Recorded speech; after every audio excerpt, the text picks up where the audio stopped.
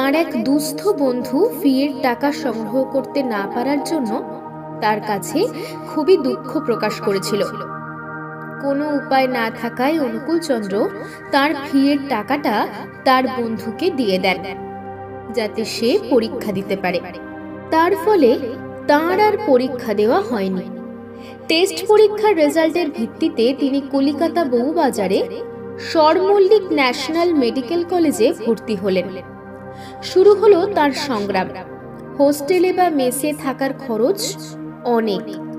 বাধ্য হয়ে গ্রে স্ট্রিটের একটা অন্ধকার কয়লার গুদামে তিনি থাকতেন, আর সেখান থেকে বউবাজারে গিয়ে কলেজে যোগদান করতে হতো।